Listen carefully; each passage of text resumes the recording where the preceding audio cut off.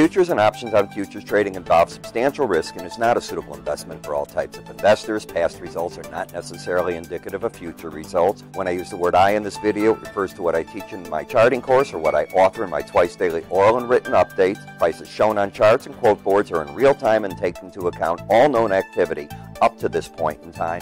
And if you'd like to read more of this disclaimer, simply hit the pause key on your video player. Good morning. Ira Epstein of Linn Associates with your Friday morning flash update.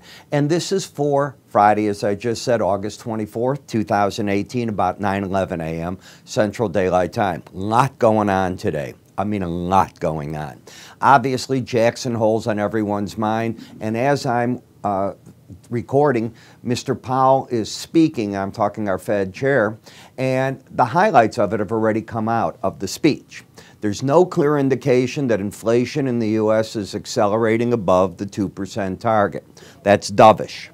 No sign the economy is being threatened by overheating potential. Dovish. U.S. Central Bank can best support the economy by following its mandate, full employment, controlling inflation.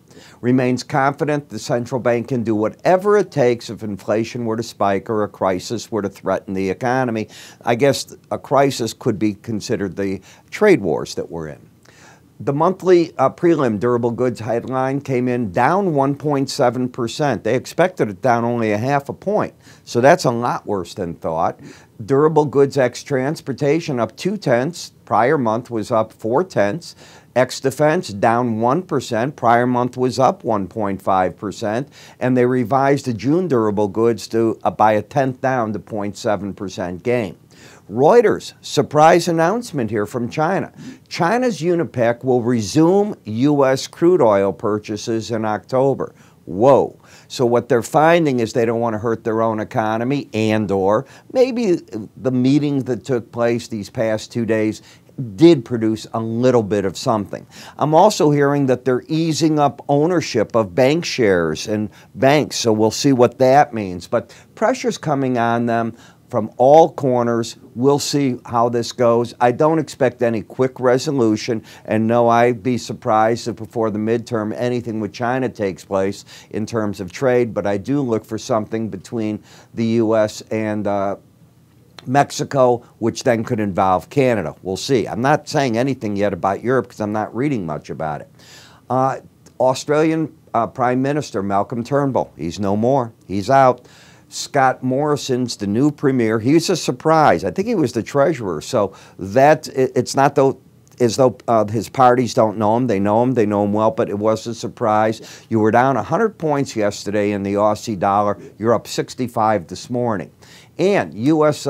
Secretary of Agriculture Perdue announced that the details for the previously announced Farm Aid program will be announced this coming Monday. That should offer the soybean farmer a little bit of support. You can see beans are up 4 cents right now. The wheat market's down 2 3/4. So the big move's happening in the gold and the silver. And that's because we're getting a big break in the dollar off the dovish take off of what is being said by Fed Chair Powell. That's kicking up all the foreign currencies and probably initially going to kick up sugar, coffee, markets like that if they're looking at the dollar and they're trying to get a boost.